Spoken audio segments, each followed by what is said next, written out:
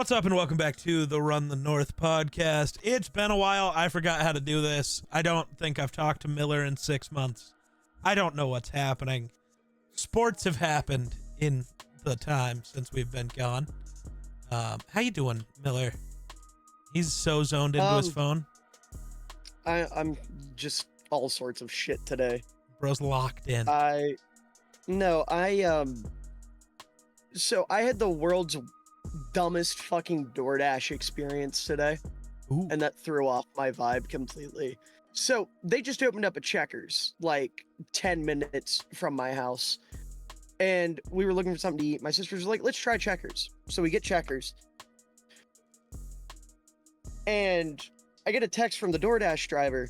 Like, as they're pulling in, they're like, hey, I need you to come outside. Never happened before, but I didn't think anything of it. I go out. She's holding the bag and she goes, I'm not allowed to open this, but they definitely labeled these wrong. So I need you to open this and see if this is your food. I open it. It's not my food. Nice. She pulls out a second bag, open it. It's some of my food. Turns out they split my food and 2 other people's food into 3 separate bags and put like all the burgers in one bag, all the fries in another bag, and then all the like specialty items in a third bag. Oh, that's not even a DoorDash fault. To... That's Checkers. No, Checkers fucked up. So and they're not allowed to touch the food. Right. Like that's big DoorDash no. Yeah. They can get immediately like suspended, account obliterated, not allowed to do anything anymore. So I had to sort through the shit as delicately as possible to not fuck with other people's food to get all of our food that we're supposed to have. I walk in the house. They didn't give us any straws. They didn't give us any condiments. They didn't give us any napkins. And we were missing a whole ass order of French fries. So I had to order back. You leave like the review that's like, I'm missing an item. They refund you for the item, whatever. They gave me $8 to buy a new thing of French fries. Nice. The order for French fries ended up being $16. A medium fry with the delivery fee and a $3 tip and their other fees, the mysterious DoorDash fees, was $16. So it covered half of my French fries. Oh. And then, to top it all off, first time we had it, my poor dad, who worked 9 hours in 95-degree heat, running packages back and forth, takes a bite out of his hamburger. He goes, man, this isn't good. Damn. Man, this isn't good. Damn. Boom. Roasted. There goes our chance at a Checkers sponsorship. Well, fuck Checkers. They don't deserve us. In-N-Out better. Yeah, I also think I got food poisoning from the loaded fries, which scares me, but we're here. Why do you and I also got soap. Is this the first time you've ever had food poisoning? How often have you been food poisoned? Once. This is the first time I've ever gotten this sick from eating food. Seeing as you can sit here and talk to me, I don't think you got food poisoning. Well, then they did something to me. They made me feel not good. Every time I've had food poisoning, I struggle to live. Okay, so maybe it's not food poisoning. I don't know how food poisoning works. I've never had it. And, like I said. Well, it's like all things. They affect people differently. But I get violently ill and unable to stay awake and focus and it's tough. Jesus. And that's why we don't eat Burger King anymore.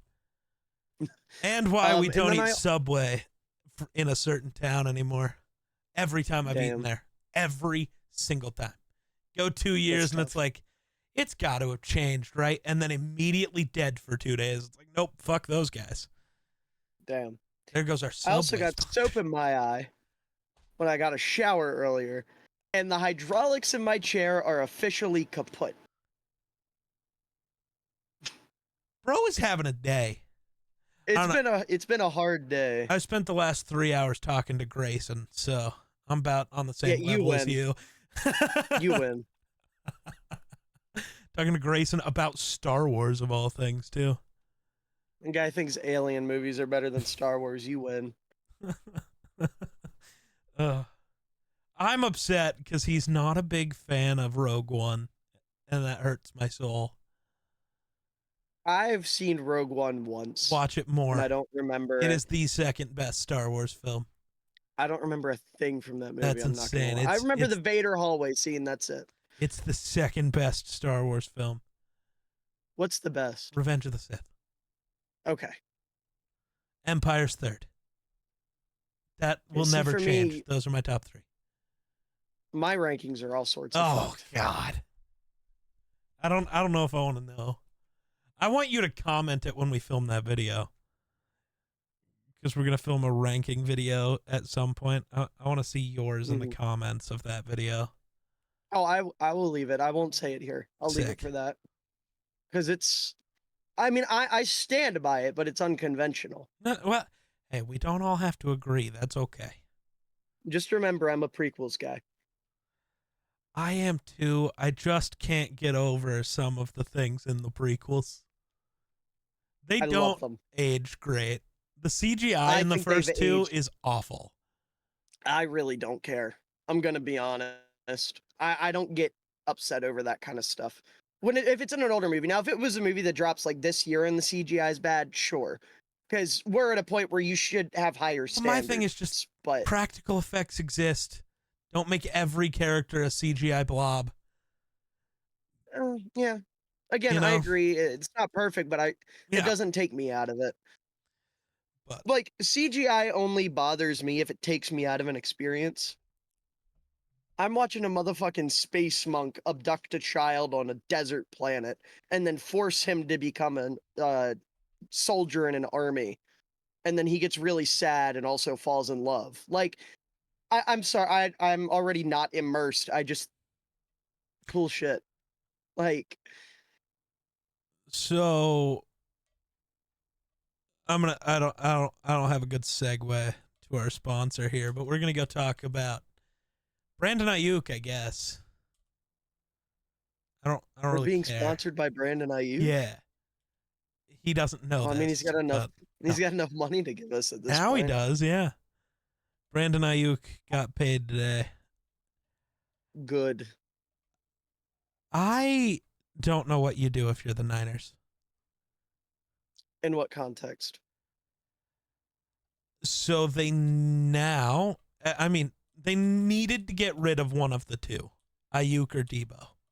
Debo's contract has an out next summer. So are they going to cut him or trade him? I don't know. They're going to get rid of him in some capacity, but he'll. And I think that is the correct choice. Ayuk is an actual good receiver, and Debo's skill set just makes him worse Christian McCaffrey. He doesn't do anything better than anybody else on that team. He's just a weapon, but he's not Kyle good. Juszczyk, but they're going to say things about me if I do. I don't know. I think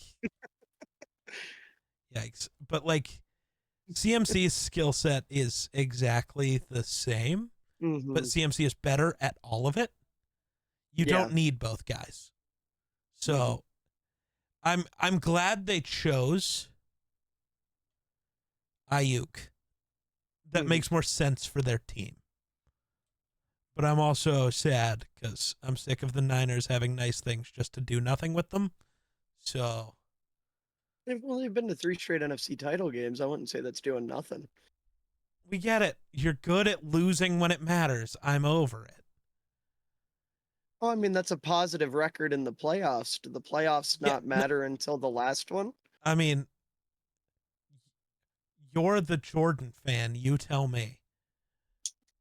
Football's a different sport. No, don't you dare. Don't you dare. It's a different sport. It's comparing apples to oranges. No, it's really not. Because we do that thing and we do the same thing in football too. Where no, it don't mean a thing if you don't win a ring. It just don't. I mean, I think it's different if we're arguing like the Niners are a dynasty. I'm not trying to say that. No, I'm just saying like, I don't know. I'm sick of the Niners. Supposedly, according to everybody, they're the best team in football every year, and they fail every goddamn time. Every time. We need Kyle Shanahan to get a new job. That's the rule. I wouldn't say he's got to pull an Andy Reid. Lose and lose and lose and lose and then go somewhere better. I see what you mean. He's got to go. I thought it's over. Get him I see out. what you. I thought you were advocating for the Niners to fire him because he's bad at his job. Oh, I I was mean, about to well, yell. I mean, the Eagles I get fired what Andy you- Reid, so I get what you you're just give saying. up, and then the Niners win a bowl, and then Kyle Shanahan goes and wins like 4 or 5. It'll all work out. And Juszczyk goes with him. Sure. That's the rule. How many more years Juszczyk got left, do you think? He's 32. He's got a couple. Is he only 32? I thought he was 30. I thought he was closer to 34. He might not even be 32 yet. Oh, he's definitely 32. God, his He last is name's spelling 33. is ridiculous. Juszczyk. Yeah, it's ridiculous. It's Polish. It's too many consonants. Yeah, he's 33. Birthday's in April. And 128 days. So he's well into his age 33 season as a back. I mean, I guess he doesn't get carries like that and stuff, but That's the difference. Juszczyk. So, historically, fullbacks have a really short shelf life because of the grinding between the tackles. That's not Juszczyk. He's a utility player. right. He's, he still does the hard shit in the trenches, but he's not getting hit by 5 people every play. And he Usually also doesn't he's the play one every doing snap. the hitting. You know what I mean? Like, that does Mhm. matter. Honestly, assuming nothing crazy happens, knock on wood, I could see Juszczyk playing well into his 30s. That's fair. But Because it's not like he relies on crazy athleticism. He's not a speedster. Juszczyk, I talk about this a lot with guys. Juszczyk feels like the guy where when they finally win the ring, I could see him hanging about. Once he gets that ring, I could see him hanging it. I kind of hope the Niners never win a ring now. That's fair. But it's Yeah. just, and I'm not saying it would happen. It's just that feels kind of like the trajectory where he just keeps coming back, where he's like, I'm going to win one. God damn it. I think what's got to happen now is Juszczyk's got to get a couple all pros to his name. Now the AP isn't stupid. True. And I think once he has a couple of those and the Niners win a ring, see it, which is going to happen, I think, in his career. Because you think about if he wins 4 all pros, which all he has to do is play 3 more seasons, then I don't see a world where he's not a Hall of Famer. Right. You get the accolades, he gets a ring, he gets the longevity. I mean, he's been playing since 2014. Yeah. Playing, give him 3 more years. Playing 13 years as a fullback in the NFL is crazy. And not only that, but being the best fullback in football objectively, like no competition for 8 or 9 years. Yeah. It's the same thing as Hester. He wasn't on the field as much or whatever, but his impact and his dominance at his position for an extended period of time. I mean, that's a Hall of Fame resume. I mean, they put a fucking punter in the Hall of Fame for that. Why? So CJ Ham can get 1 or 2? Yeah. He'll get a second team and he'll be happy about it. He should get more than 1 second team. He should get all of them. Well, Ingold exists. Eh. And he's better. No. He's just in Mike McDaniel's offense. And is a better blocker, a more versatile player. No. I don't want to hit. I refuse. Definitely a better blocker. That's not really arguable. It's arguable. Everything's arguable if you try hard enough. Okay. Okay. So college football started today. No. College Oh. football started today. I wanted to come on here and make fun of Colorado because it was funny because Did they beat North Dakota State. They finally made it look like it's supposed to. It's 31-20 now. Instead of they were losing in the 3rd quarter, and I wanted to make fun of them. What? North Dakota State just scored. That doesn't matter. It's 26-31 with 2 minutes left. Yeah. It's a ball game. It's not a ball game. That's a ball game. It's not a ball game. That is the definition of a ball game. A word score game with 2 minutes. See, as a hater, I love this because I like Shadur Sanders, but I don't like Dion. What is that face? Yeah, What is wrong with you? I thought that was. There's no relation, right? I've never heard of this kid before. Who? Hold on. The other Sanders who plays defense? No, I know Oh, about Shiloh. okay.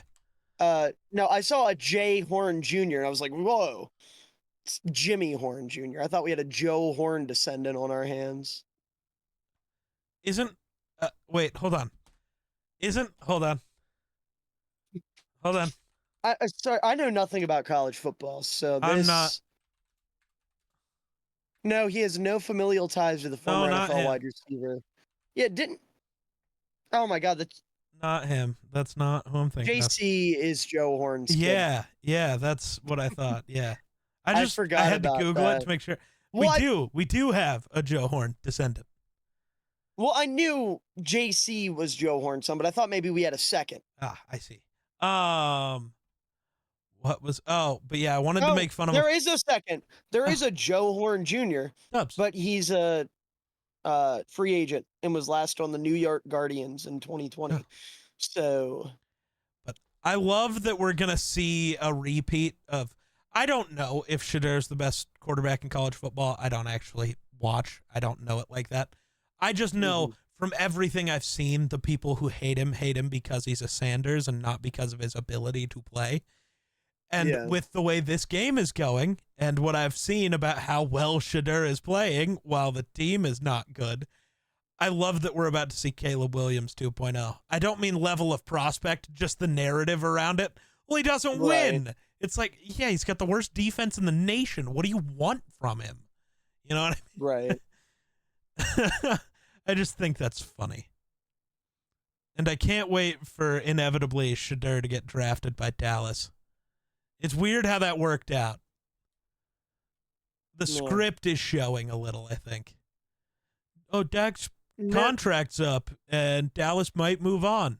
Oh, and Deion Sanders' kid is coming out as a quarterback this year. It's weird how that lines up.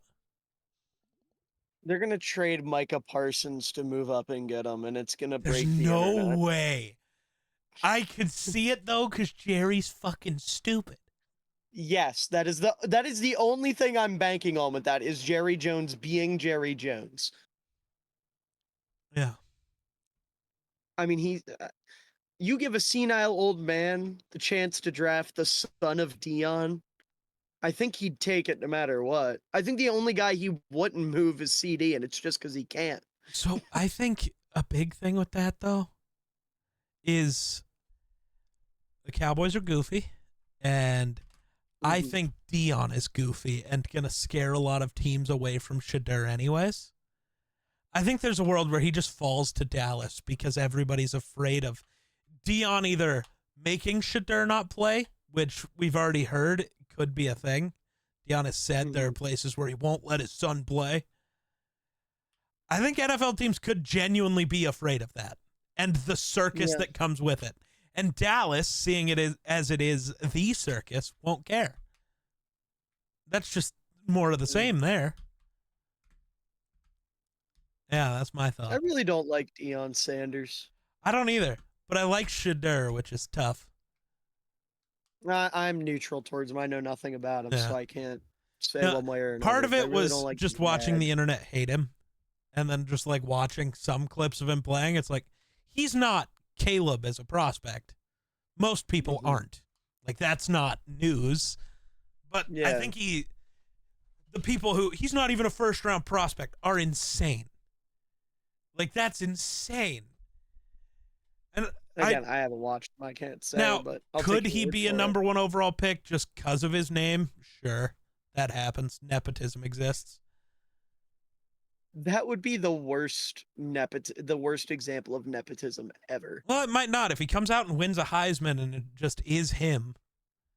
It's not I'm just saying, like, no, I mean, if he gets drafted number one overall solely because kid, that would be horrific. Right.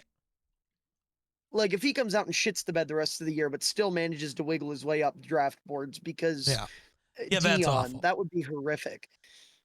I think it'll just be like what's happening now, where he's going to ball out, but the team kind of sucks. That's just my personal thought. How's he playing today?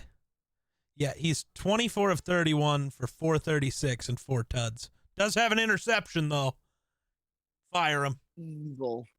He threw an interception. He's the worst. Evil. Also, what the hell is this Travis Hunter kid gonna play? Yeah,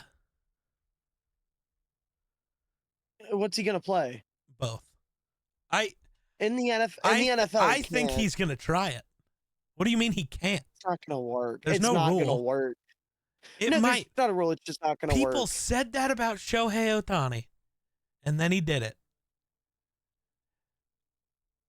Now, okay, here's my thing. I don't think he will be, like a lot of people think, well, he'll be Justin Jefferson and Richard Sherman. No. I think there is a world where he can be good, wide receiver 2 or 3 that you okay. What I would do if I was a team is draft him and play him at corner, but also use him as like a wide receiver 3. So he's not in on every down, but sometimes he's in and he makes big play. Yeah, he can do what Dion did. Pretty much. Where he was a corner and then they had packages where he'd come in because fast. But I think you can do more with Travis Hunter than you did with Dion. I mean, yeah, like an elevated version of that, sure. But I'm saying, like, there's no world where dude can be wide receiver 1, CB1. I don't think it's so. It's impossible. No. That's okay. I kind of want to see it though.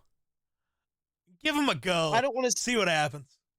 I don't want to see it because I don't want it to ruin the guy's career. That's also fair. I guess that makes sense. I'm of the perspective of he could be Shohei, but he also could be every other person that's ever existed. The difference is, though, with baseball, you're not sprinting as much constantly. Sure, that's fair. Like, especially that as is a wide not what I thought you were going to say. Corner. That you were going to no. You're not watching film and doing all that stuff. It's like, yes, you are. It's just no, different. I don't mean like that. Like I thought you were doing the mental thing. I was like, whoa, no, don't do that. No, but yeah, you're right about that. Mentally, maybe he can handle it. I'm just saying, physically, that's not. Physically, that's insane. Because that's how. If you're depleted stamina-wise by the second quarter, because you've been playing every single snap of the game. See, that's what I need to watch. How is he playing, like snaps-wise? Is he playing every snap offensively and defensively? Because I will say, it's one thing in college where, like, a lot of the teams he's going to go up against, they can, if they want to make him more of a receiver for a game, they can line him up on some accountant, that's lined up in the slot, and he's just there. Or if they want it to be more of a corner game, they can be more run heavy. But, like, in the NFL, you can't do that because teams are going to fucking expose you. If you've got a guy who, like I said, is gassed by the second quarter because he hasn't come off the field yet, right? You go up against a half-decent quarterback, you're cooked. At best.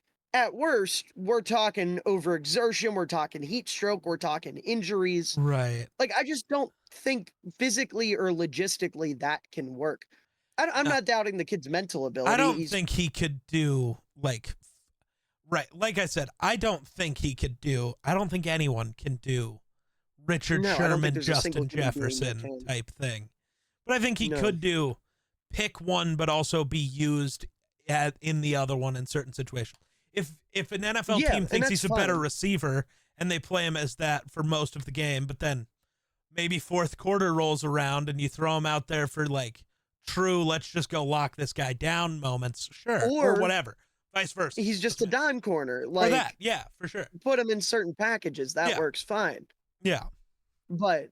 Yeah, no, he can't. As much as full time be both. I don't know. My brain wants to see him try, but that's just because I love the idea of the NFL's Shohei Ohtani. I mean, it would be cool as shit to see, but I just don't think it's possible. No. It doesn't make sense, but I don't know. Anything is. I refuse to say things are impossible because every time you do, it happens. So. But I don't think it's very likely at all. Yeah. And I wouldn't bet on it. We have spent a lot of time talking about that. You want to talk about kickers or punters first? We're ranking kickers, punters, kick returners, and fullbacks. Yeah, 3 of those I'm going to rely on. That's unfortunate. Because Let's start with the one nobody cares about. Which one? Punters. Nobody gives a shit about their punter. I feel bad, but nobody Tory cares. Taylor. I love Tory Taylor. Only because you drafted him.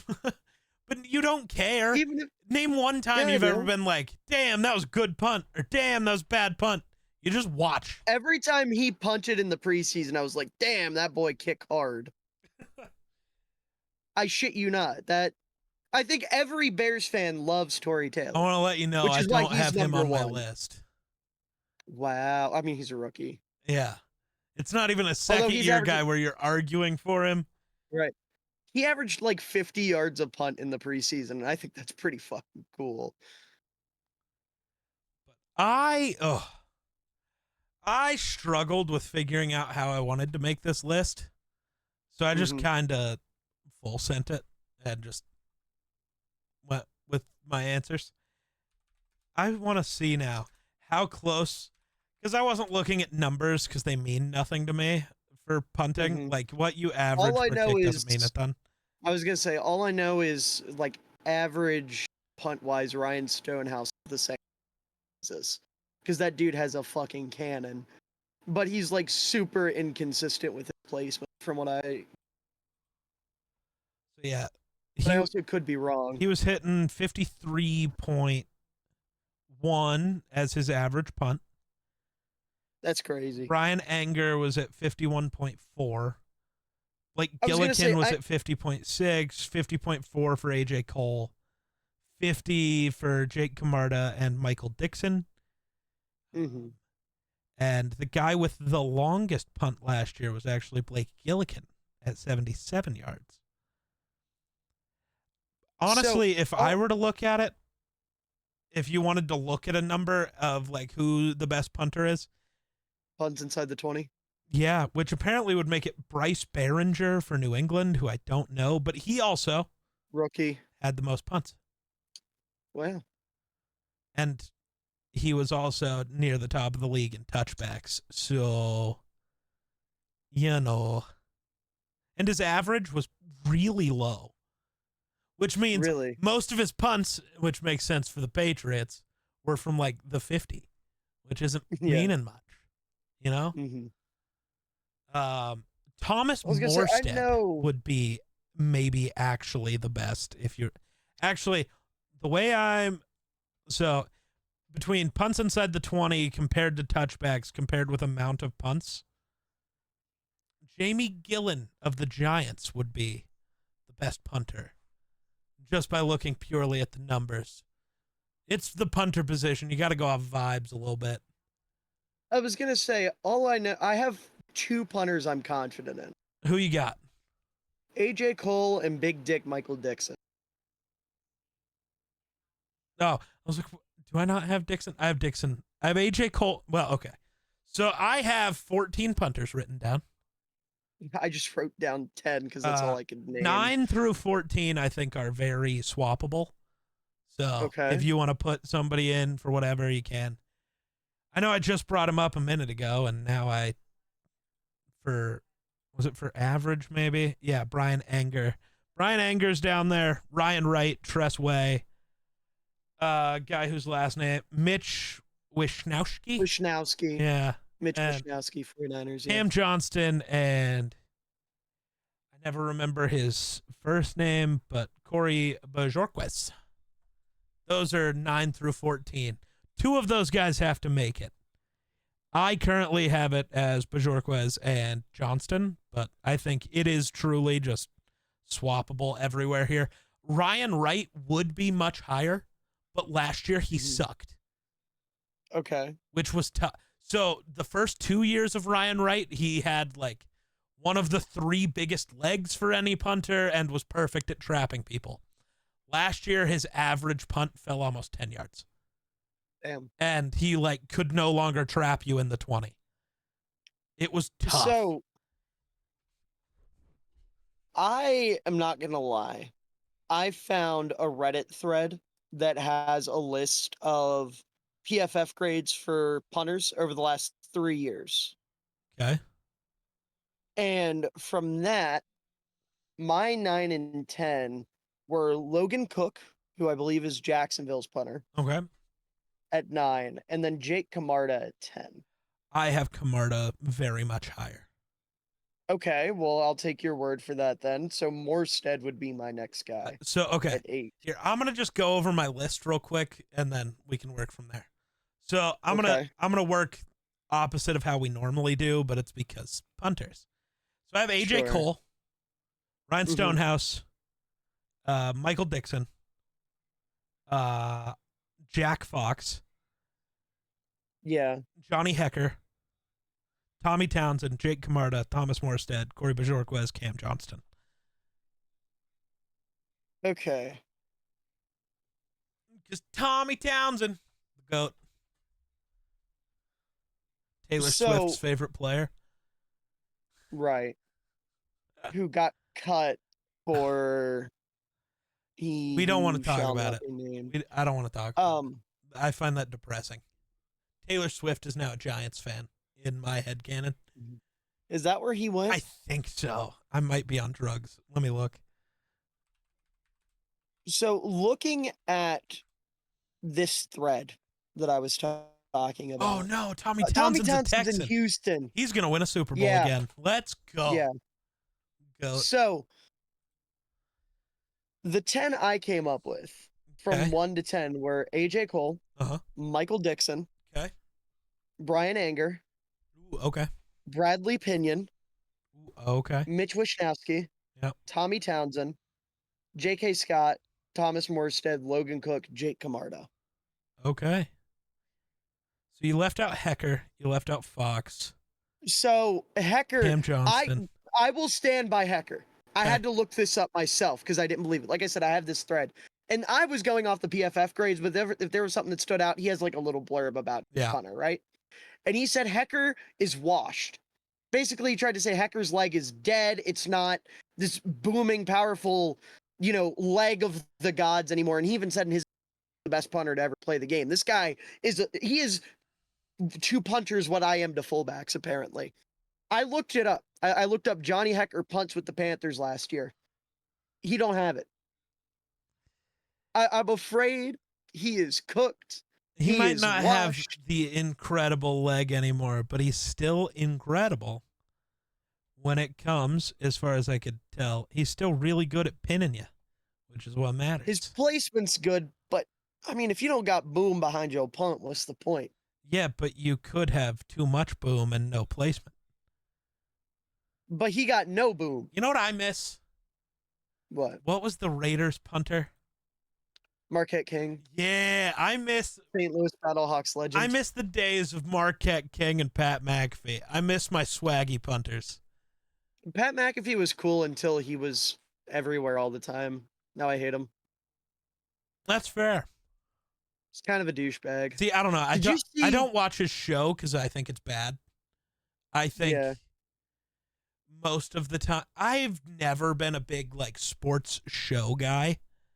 Like I Mhm. will watch clips from certain stuff,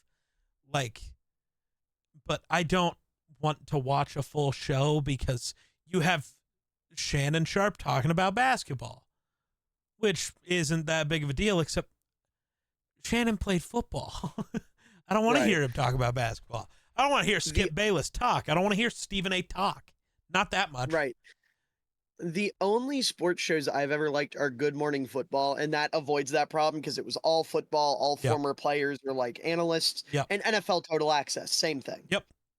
Like I I liked agree. NFL Network's football shows Yep. until it came out that like 70% of the former players on NFL Network were evil people. I don't think I knew that, but okay. Like Warren Sapp. Have you heard of any of the stuff that happened with him? Nope.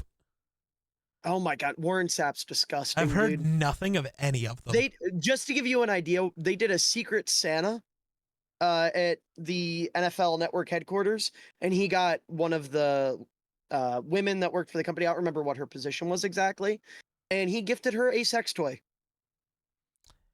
Okay. Unironically. Okay. And then there were also like 3 sexual assault lawsuits that came out of there with former players. Okay. Yeah. It's bad.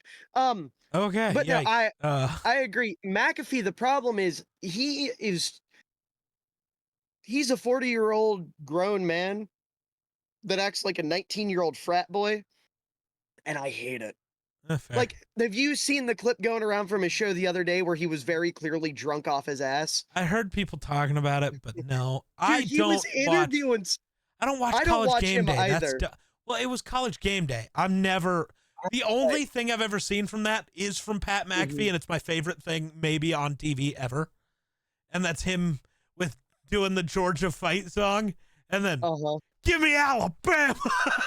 Yeah. So good. No, he has his moments where he's funny. Yeah. Like, I won't deny he's got his moments, but most of the time he's kind of insufferable. I don't like to watch him, but I do love him as a WWE announcer. Great at that. Sure. He's got the energy. Well, I mean, I was going to say, that's kind of all he needs. Yeah. He's got the energy and he likes being there. Yep. But between him just being a frat boy and also the way he treated Brett Coleman, I don't know. Yeah, I hated the Brett Coleman thing. That's disgusting. That's what made me stop like paying attention to his show. I was just like, I'm done. Mm-hmm. I'll watch you when you're doing WWE stuff, because all of that's just stupid character work anyways. Yeah, but between that and propagating Rogers every 5 minutes and AJ Hawk existing, it's like, what did AJ Hawk do? He doesn't add anything. Oh. He's just there, and it bothers me. Okay. Because like they'll be interviewing somebody. I thought you were trying to say like AJ Hawk was bad. No, I was like, no, he's bad at what he does because he doesn't do anything. Because you get like the triple split screen where it's Pat, the guest, and then AJ Hawk. And Pat and the guest are talking, and AJ Hawk's just there like. Hey, he says stuff sometimes. Not often, but sometimes. He might say, he has a quota of like 5 sentences. Yeah, and those 5 sentences are normally kind of good. Yeah, but pre-scripted, but they're good. I need more. I was gonna say they're scripted, but I need more volume. He's the Debo Samuel of sportscast. It's not good. He's only good when he's on script. Yeah. So I don't know. I don't really know if I want to come to a consensus for punters because punters are weird. So I think just AJ Cole good. AJ Cole is still top of the top. That's all that really matters. Tommy Townsend, the GOAT. Yeah. And the Chiefs, I really hope that other guy is bad. Yeah, and Torrey Taylor is going to be the best punter in football within 2 years. I don't know about that.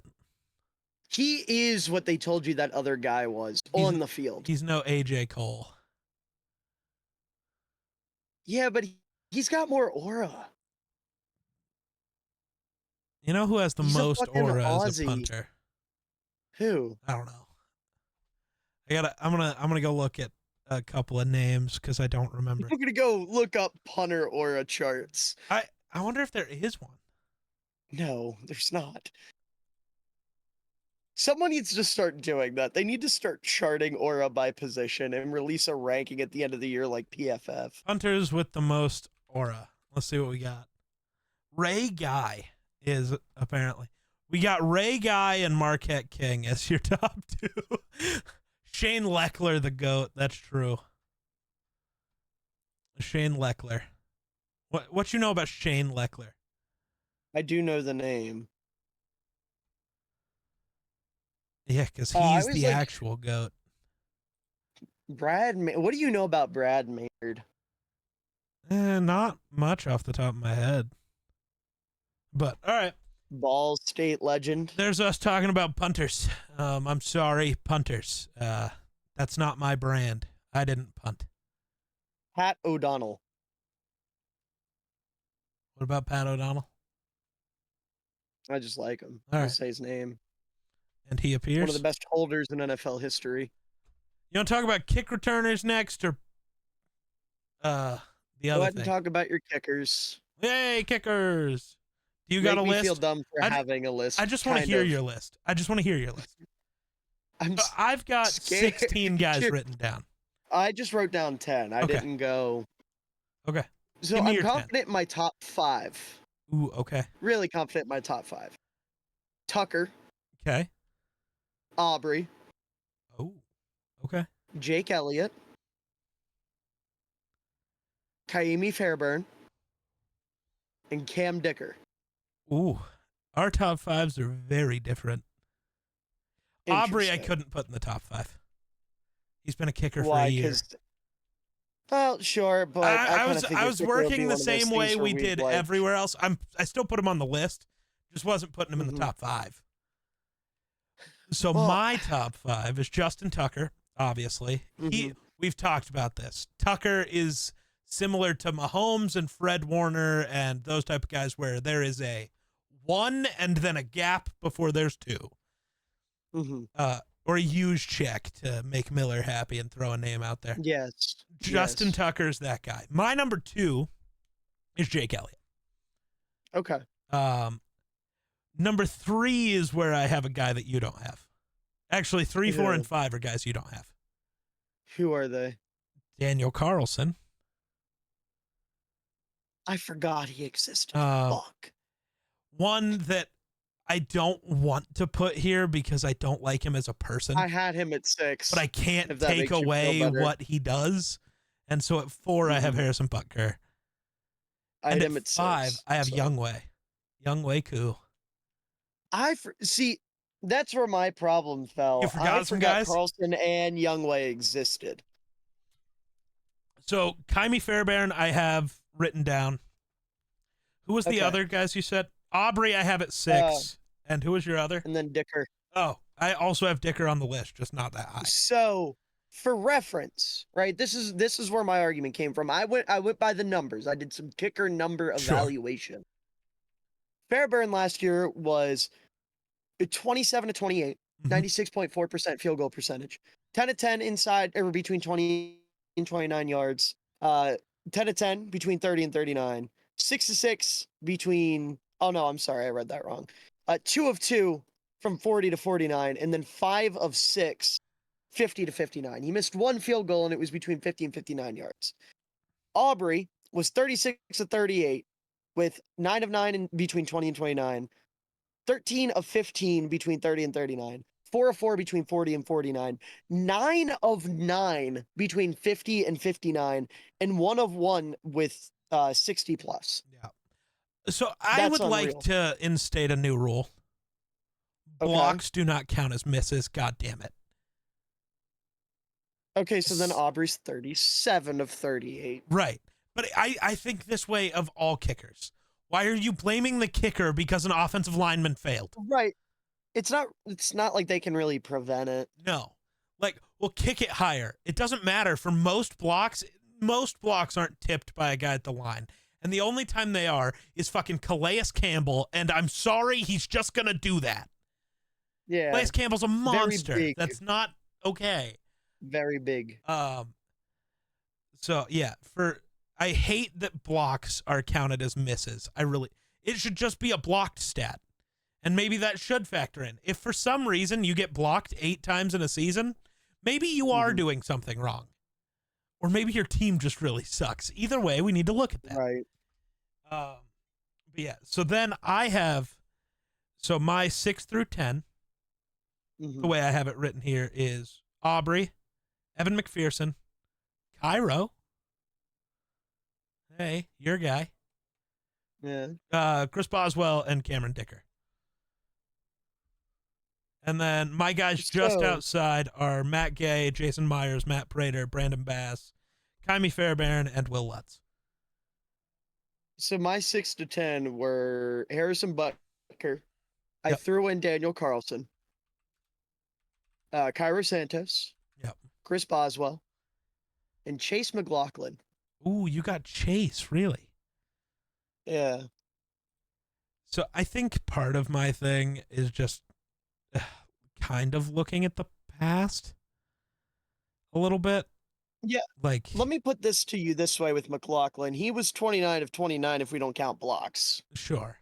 No, a lot of it was looking more for me like overall resume and what you still were. If I was going overall resume, Prater would be like number 2.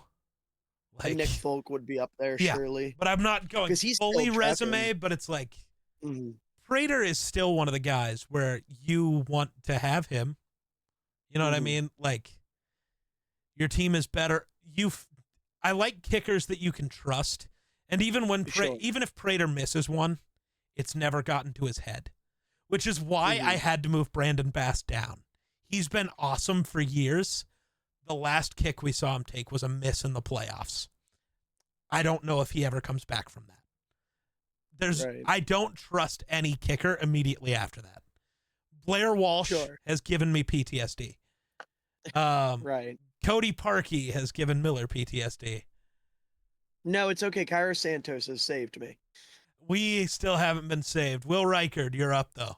I got faith. I love how good he's been all of camp. Will Reichard looks awesome, and that makes me very Didn't he excited. hit like a stupid long field goal in the preseason? I don't know what his preseason long was. Let me look.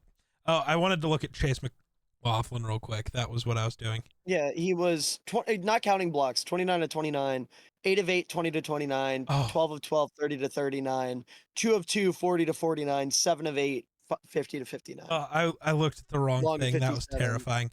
For him, the reason I didn't have him is just because over his career, he hasn't been great. That was my Right. hang up. Again, I literally just went off No, kicker stats. and that's fair. I don't I get it. know. No, that's fair. No, I was looking at the wrong thing. I saw the field goals attempted, but then I was accidentally looking to the left at field goals made from 50 plus. I was like, he's 24 of 116 in his career? How is that even possible? How is he that bad? Oh, I was losing it. That was bad. But yeah, I don't know, kicker's a fun position because most kickers are just fine and you don't care.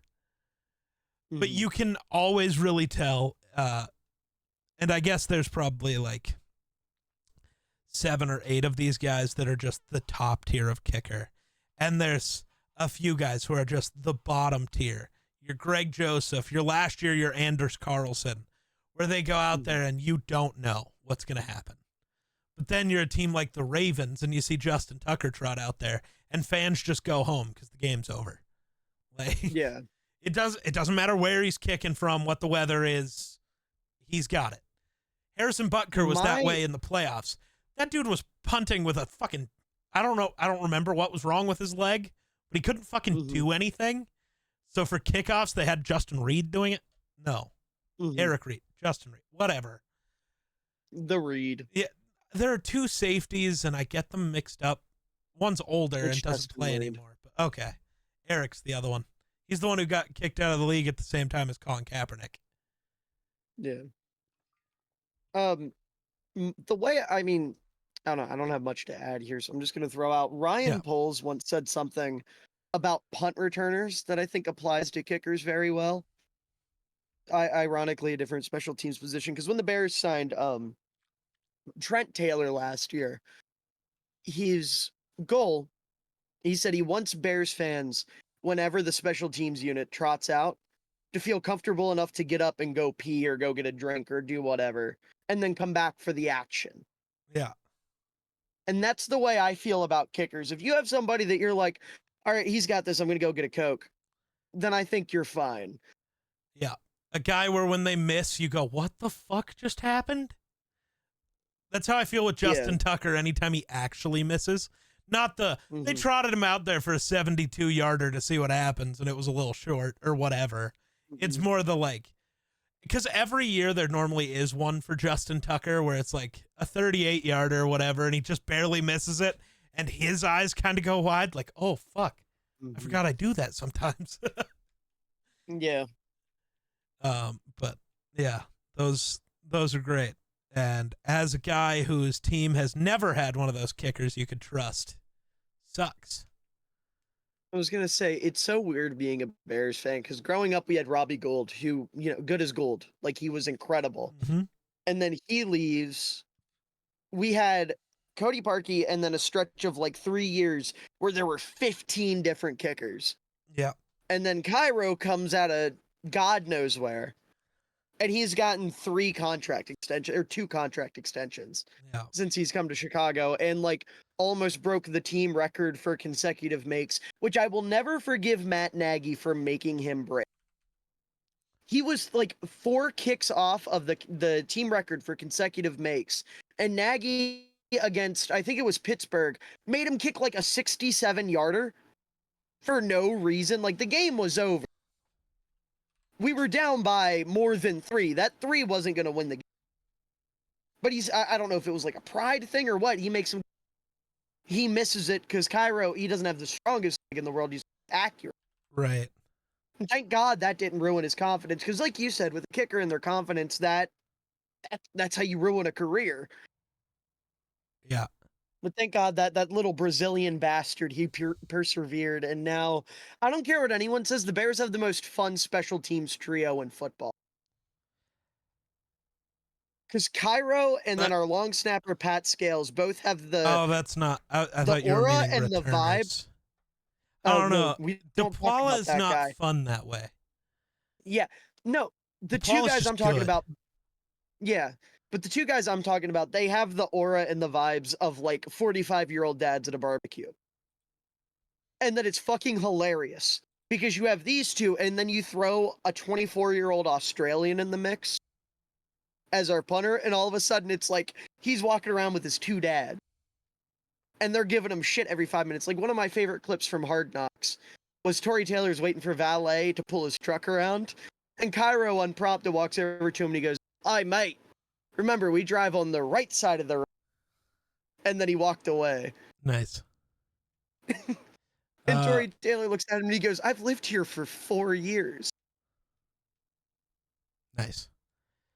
Reichard had a 57-yard field goal in the preseason. Yeah. I knew he hit something long. Yeah. Pause. Ayo. Actually, Reichard tied for preseason points with Cairo Santos. Or no, finished just behind Santos for the most points of any player.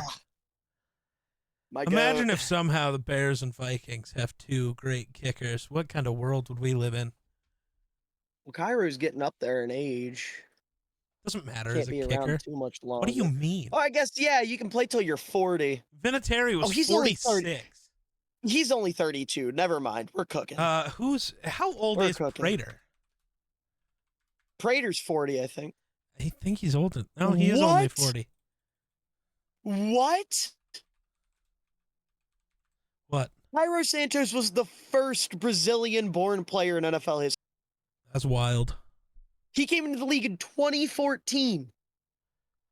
So you're telling me before 2014, nobody thought to bring up a Brazilian soccer player to kick? Yeah. That's fucking insane to me. There's more money in playing soccer. Sure, but still, you could have found some guy that like wasn't gonna go pro.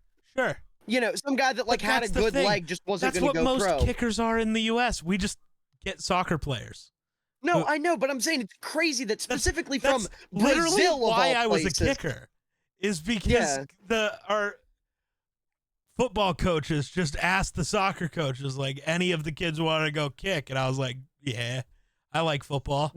But I also, that's why Tory Taylor's a punter. I'm better at soccer, so like I still want to play soccer. I don't want to go through the practices you guys do. I'm not getting hit. I will come, I will kick, and then I will go back and play soccer. I'm not going to practice. Like, I'm going to go to soccer practice. Thank you.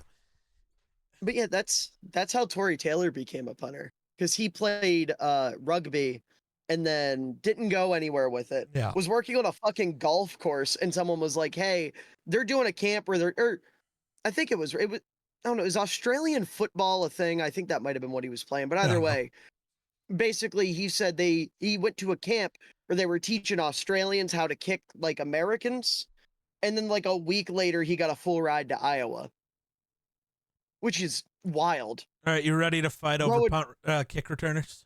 I just have returners written down. Fight? I hope so. I was gonna say I just have kick returners. I don't have any punt. I think I basically did kick returners. I'm sure some of these guys return punts, but punt returners weird, and I don't care. I wrote down 15 names, but some of those are also just special team guys, if that makes sense. Like Gunnar Olszewski. Like, he returns sometimes, Gunnar, but he's more just a guy. And he's probably, now that Slater's gone, he's probably the best. Just pure special teamer in the league. He plays gunner, he'll return punts, he'll do stuff. He just does stuff. Who's the dude on the Lions? No clue. I think he might have a say in that. But anyways, He's a Lion, you so want no, he doesn't. real. You want to plus Gunner, the Gunner, too Right. good. Too good. Too good. So who do you have at number 10? Like what? Let's go the usual way we do Right this. now, I have written down. So the guy's basically the only guy outside of 10 that I actually care about is LaVisca Chenault. But I don't think he's making a team, so I don't know if it matters. Yeah, I think he has the skill set to do it, but if we like seen him do it at a high level, I don't know. pay attention. I don't really pay attention. I just know he can. This is another one where I went off of numbers and then like number 10, I have Ray McLeod. I have DJ Dallas. Ooh, okay. Interesting. Do you have DJ Dallas written down at all? No. So last year, yeah, 25.9 yards per return. Sure. 117 returns, 440 yards. He had, dating back, you want to go history, he took over as the Seahawks kick returner in 2021, had 764 yards on 33 returns. And then on his career, he has a consistent 23.8 yards per return. So he's been doing it for 3 years and has been productive all 3 years. Sure. Yeah, I can see that. But I'm also not going to die on the hill of DJ Dallas. Yeah, I don't know. So my thing with that was just I don't even know what Ray's numbers I don't like. really either. I just know he's good at it. Right. Like, okay, did anybody score last year? Damian Pierce has a kick return touchdown. That's I was gonna say. So does Andrew Beck. I don't have either of them on my list. Sorry. Well, no, because they had one return apiece. Yeah. Andrew Beck actually had 2. Pierce got a squib. Yeah. They must have gotten a couple squibs that bounced their way, but they weren't returners. No. They were just back there. But I can't look by yards per return on Pro Football Reference because it just breaks and only shows 2 names the minute I do. But yeah, Ray McLeod, I think is also here because of, he's also a punt returner, which matters. Doesn't have like the yards per return of DJ Dallas, but Ray's just always been good. And that was my thinking for him. With certain guys, it was just like, where do I put them based on who they are? So yards per return average, according to Fox Sports. I can just look at NFL.com maybe. This isn't a good list because it's missing guys. Average kick return. Well, Andrew Beck wins an average. Yeah, because he had one long ass. Yeah. Kevontae Turpin of guys who like actually return is up there. LaVisca Chenault is actually up there. Okay. He had 6 returns, average 28 yards. I don't care. He only had 6 returns? There's not that many guys with that many returns. DJ had 17. True. That's fair. Average 26 yards per return. That's fair. DJ Dallas. Apparently he had 17. That's what I said. But okay. Oh, did you? I thought you said 16. My brain. I have Kevontae. So I'm just going to go through my list and then we'll care more later. Kevontae Turpin at 9. At number 1. Oh, okay. Thank God. I thought you meant at 1. No, at 9. I was going to say, don't sip the XFL Kool-Aid. Don't do it. No, Turpin's the GOAT. What do you mean? For you. Number 8, Jamal Agnew. I got Agnew. Okay. Did you leave out the boy Agnew? I did. Bozo. I put his, would have been teammate. Or no, actually his teammate now. I forgot he was still in Jacksonville with Devin Duvernay at 8.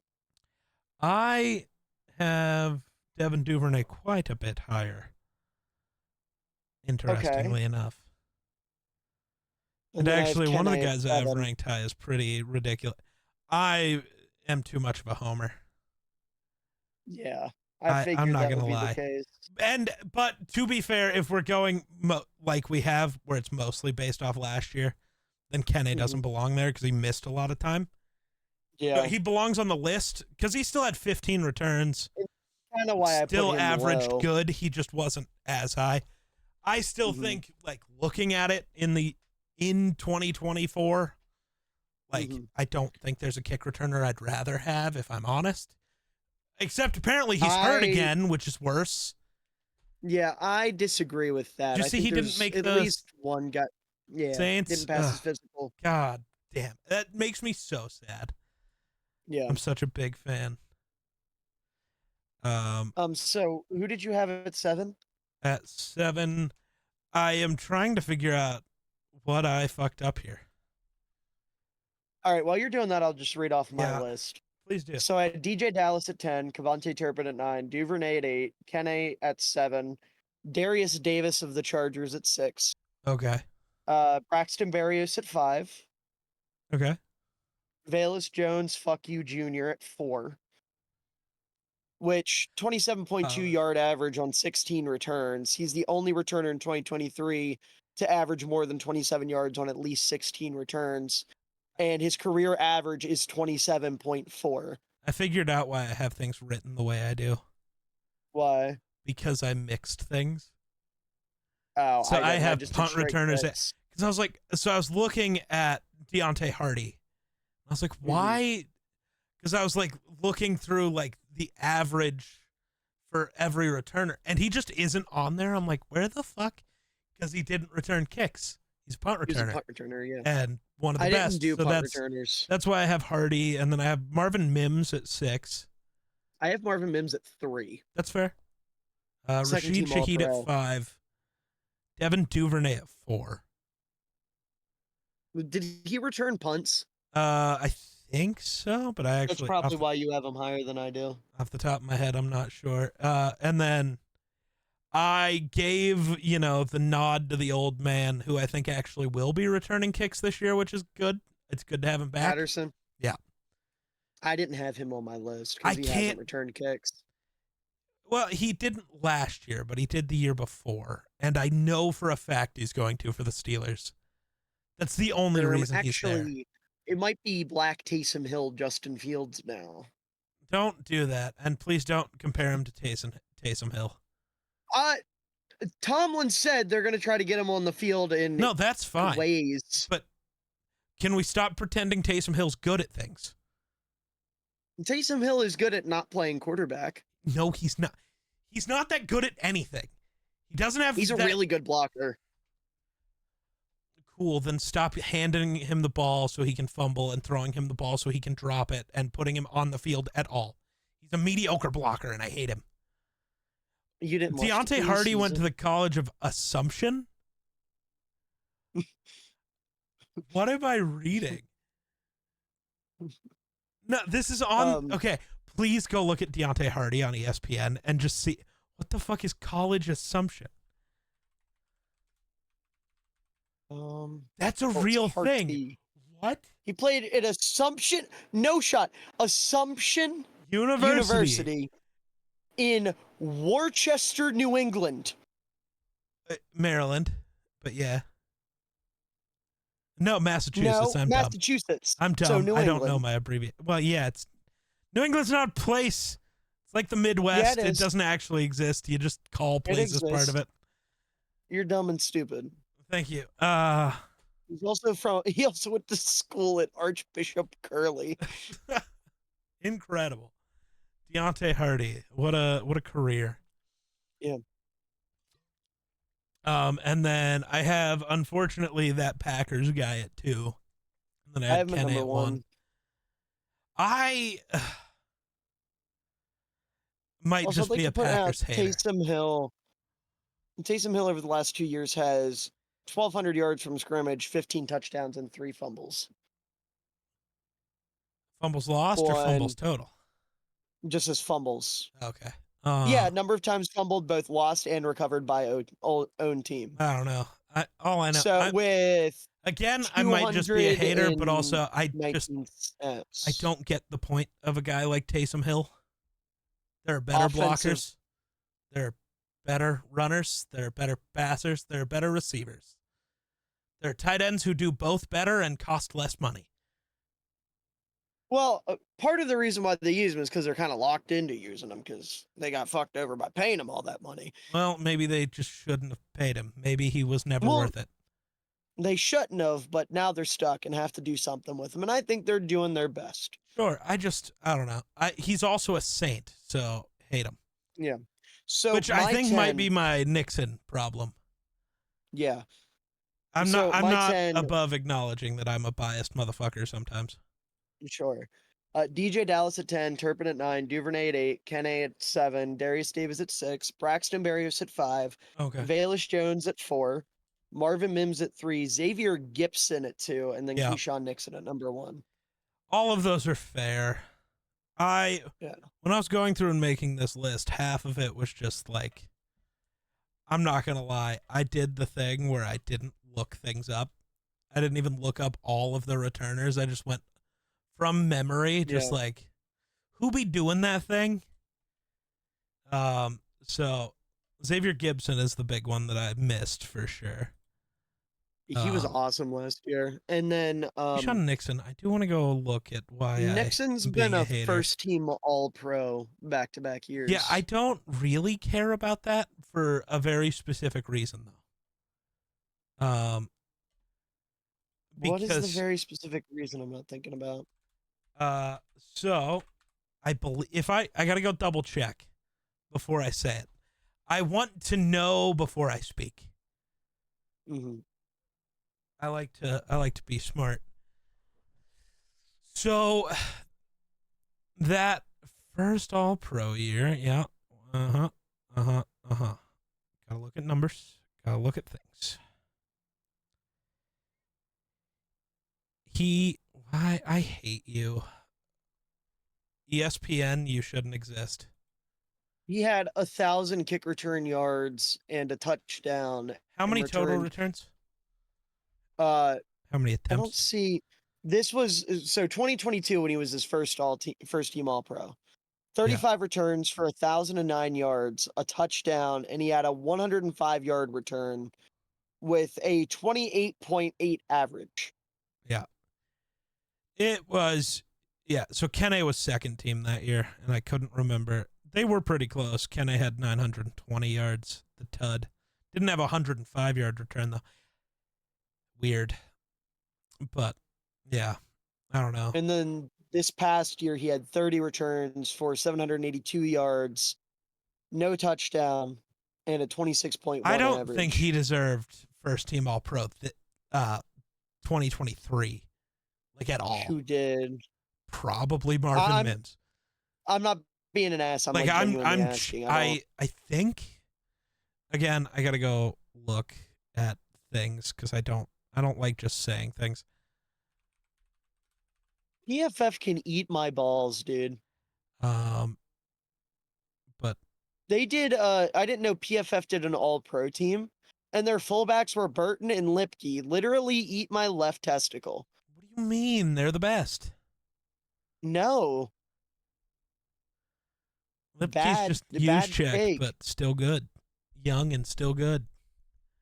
I'm just saying things. Someone pees in your coffee. Miller's gonna take the joke all seriously and want to fight me about it. I like it. Over fullbacks, yes. Miller can't take a joke. So Mims last year only had 397 yards. Yeah, he had less returns total. Yeah, he only had 15. Yeah, so but he did have a touchdown. Nixon led in yards, which he led in yards and average. Did he lead in average? No. Well, maybe. I mean, he had more than Mims. Sure. Oh no, Mims had him by 0.4. I'm sorry. I was gonna say there's a couple people who had him. Blackshear also had him. Yeah, by 0.4. I forgot about Raheem Blackshear. All of it became Keyshawn Nixon because he had the most returns. He gets All-Pro, which means because he's the dumbest returner, because most other guys are very selective with when they take the ball out. He wasn't. He just did stuff. Actually, Valus had him beat by over a yard per return. Oh, that's true. Yeah. He just had half the returns. Like, I don't know. I don't like giving him this the All-Pro just because he had the most returns. Sure. That's just always going to bother me. He didn't score. It also really bothers me how good Valus Jones kicks. Yeah. Because he's not a rosterable football player if he wasn't. I feel like I like that there are some guys where you almost have to find a place for them just because of how good they are as a returner. Between Velus, Keyshawn Nixon, even. Yeah, because he's not good on defense. Kenny Nwangwu, that was the reason for the first 2 years why he was. And I am now believing the only reason he got cut is because he got hurt. Probably. And they're just like, all right, we're done. We're done with this experiment. You've been hurt twice. We're done. Because judging by the way he played in the preseason, I think they wanted to actually make him a featured, not like the feature back, but a part of their offense. It's like you got hurt again. We're done. Yeah. Which sucks, but I get it. I'm curious. What? Just for the sake of Minnesota. I want to look at Cordy P. Why do you want to just look at him? It's kind of creepy. I miss him, man. I miss him. You could go get Jet McKinnon's a free agent. I know. I made a joke about bringing him back. I don't know. Just don't sign Boston Scott. We need to, though. No. Yeah, why not? Because I like Boston Scott. Yeah, okay. We're going to sign him for a week, though. This should be the strategy with Boston Scott. You sign him for... I was just thinking about that the other day. He should just only play for whoever's playing the Giants. Like the Vikings should sign him, play him week 1, cut him on Monday, send him to whoever plays the Giants week 2. There you go. What happens when the Giants have a bye week? He just gets a week off. But no money. Because he keeps signing places, he gets the full thing he signs for. I don't know. Because your veterans minimum is guaranteed. He'll probably earn more by bouncing around like that than he would doing anything else. Shit. Do it. Make you money, play only the Giants, become a Hall of Famer. True. Be the only guy to ever play for all 32 teams. Do it in like 2 years. Retire, have your last game be you playing for the Giants just as a laugh. And he like pulls a Reggie Bush and has -4 yards. Yep. No. So Cordy P last year only had 7 returns. How depressing. Oh God. Even in 2022 though, I swear he had more returns than that, but I guess not. He only had 9 returns. But he also went for he had a touchdown and averaged 31.6 yards per return, which isn't even a top 3 year yards per return for him, which is kind of fucking insane.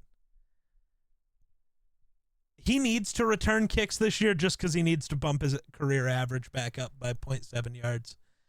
His career average return is almost 30 yards. That's kind of insane. What's Devin Hester's kick return per average? Yeah, I'm looking. I already got it. His average on kick returns is 24.9. He was a punt guy. Yeah. No, that's always been the talk. And punt return yards are way harder to get, so can't compare those. Because his career is 12 than it is to return a kick, which is really weird, but it's true. The blocking's so much different and way weaker. Yep. Like, you can score a kick return touchdown by making 1 cut. Yeah. On a punt return, that is next to impossible. No, just be Deshaun Jackson, drop the ball, and then just run in a straight line because everybody ran at you weird. Right. Like I said, next to impossible. That's happened once. So. Yeah. But that's why Devin Hester is the greatest return specialist of all time, point blank, period, no debate. Because he mastered the punt return, and that's harder. I don't know. Cordy P mastered the kick return. All I say is I'm cool with Devin Hester being in the Hall of Fame as long as Cordy P gets in. And I don't mean like first ballot or anything. I just mean at some point. I was gonna say Devin as said just a he p- hopes to be the. He said he hopes he's the first returner in the Hall of Fame. Yeah. So Because I think, to me, Cordy P is the only other guy right now that really, just based off being a return man, deserves it. Because we've talked about this. There's never been a better kick returner than Cordy P. Purely as a kick returner. Just like there's never been a better punt returner than Devin Hester. If we're opening up the Hall of Fame to return specialists, I think there's two other guys I'd like to see at least get like a mention with Cribbs Dante and Hall and oh. Brian Mitchell. Oh. I don't know if either one would actually make it, but I'd Joshua like to see them Cribbs? I don't remember. I don't know enough about Josh Cribbs. I'm gonna be honest. You know about Josh Which Cribbs. is funny because the other two guys played before he did. Yeah. But my dad talks about them. So goddamn, that's where my experience with them is. I mean, I don't know, what are Cribbs's numbers? He averaged 26.1 yards per return, had 8 kick return touchdowns, had over 11,000 kick return yards. And had 3 punt return touchdowns as well as 2,375 punt return yards. 3 punt return touchdowns, not yards.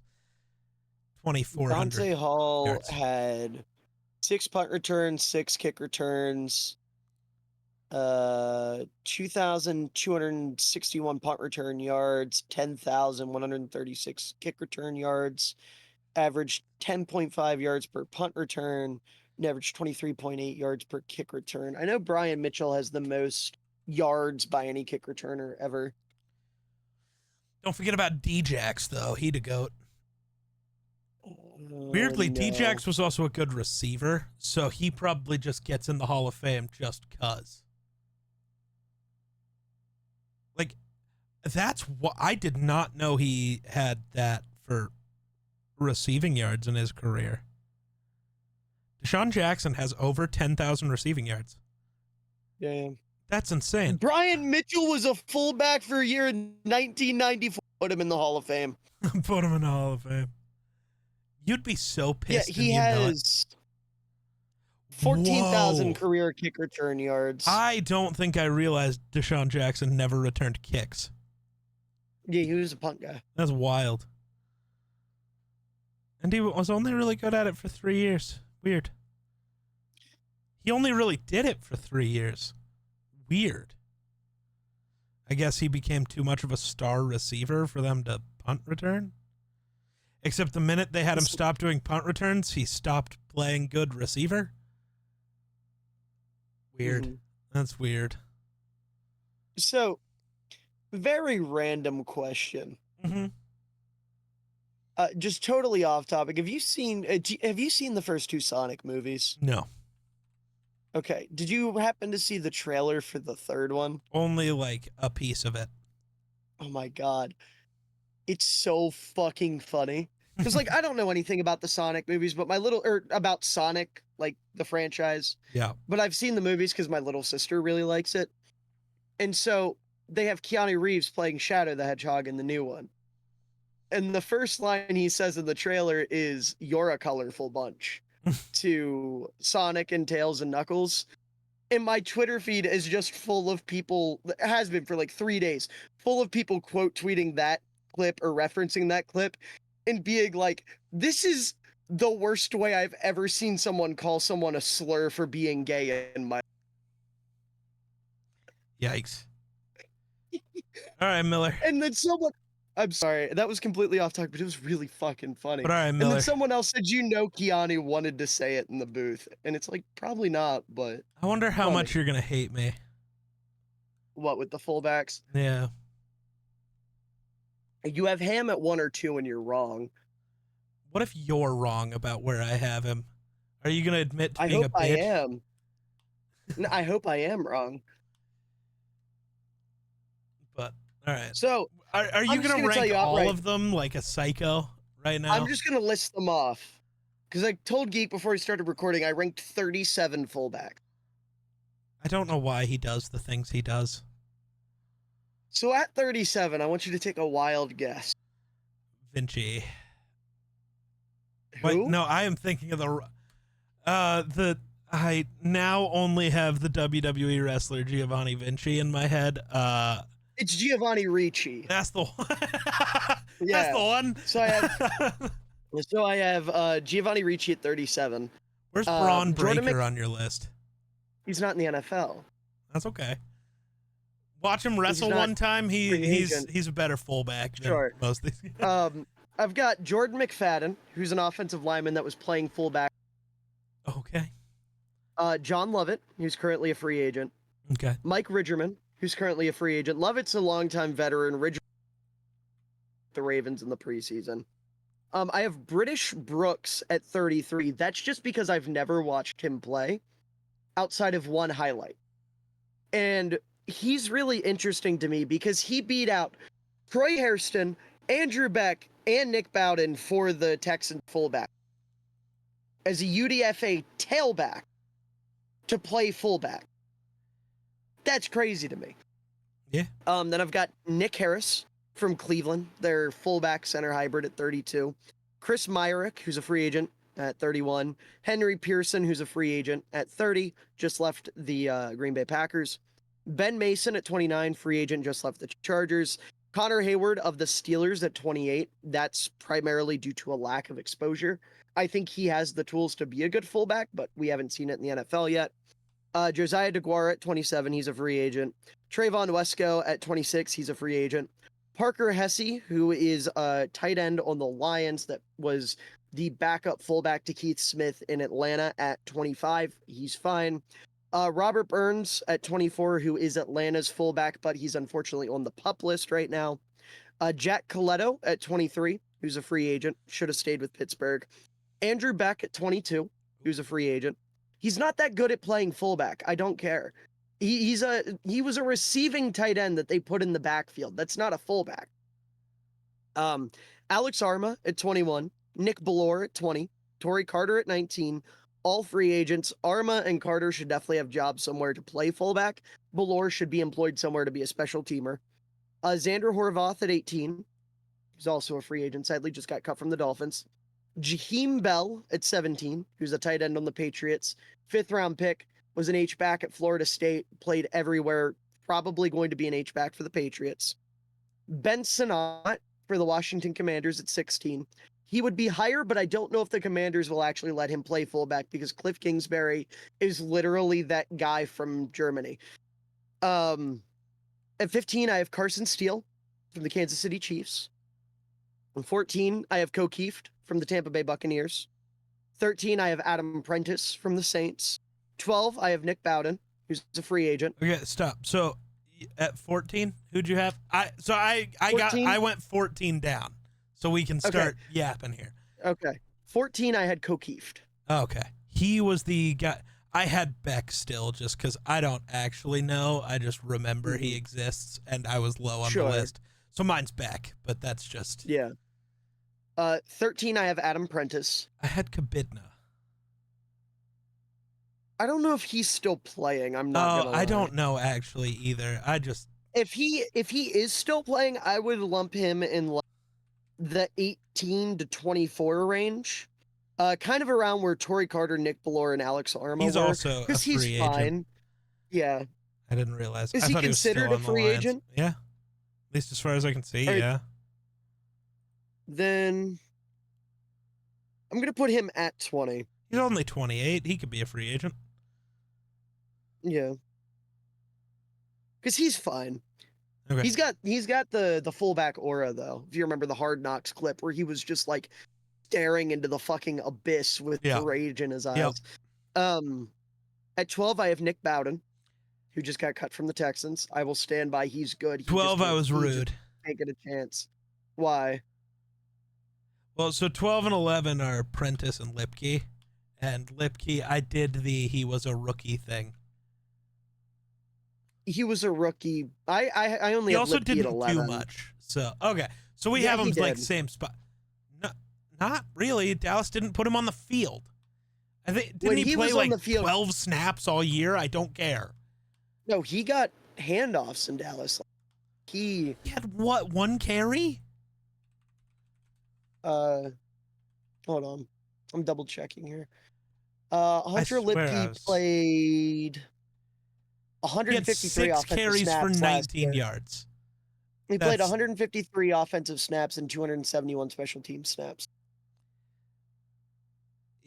He had 6 carries. Do you think I give a rat's No, nuts I about just fullback statistics? the way you said, well, he got carries.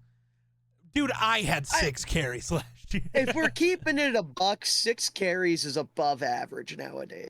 That could be. I genuinely don't. I don't know who's got what. Yeah.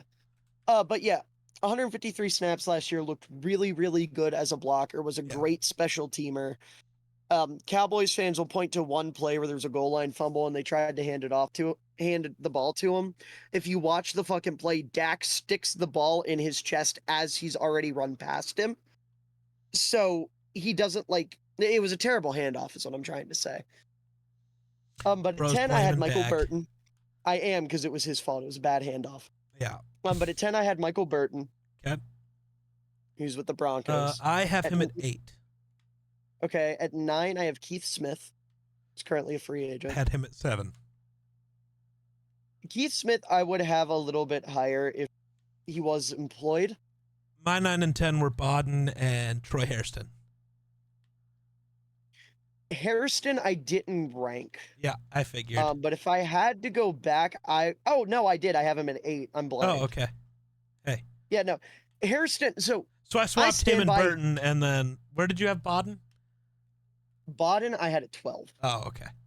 That's fine. So Hairston is an incredible blocker. His only flaw is right before year 2, he fucked up his neck. Mm-hmm. And that's scary and really hard to come back from. So he's not 100% yet. So he didn't make the Texans roster when they have a guy that is 100% and showed promise. Sure. But he did sign back to their practice squad. And I would say if the whole Britton Brooks thing doesn't work out, which I hope it does, I'm rooting like hell for the guy. If it doesn't work out, I could see Hairston getting brought back up. Yeah. Because he's damn good at what he does. But at 7, I have Reggie Gilliam. Have him at 6. At 6, I have Jakob Johnson. I didn't rank him. I think I just forgot. That's crazy. Oh, no, he wasn't on a team when I did my rankings, if I recall. He signed back to the Giants this morning. Yeah.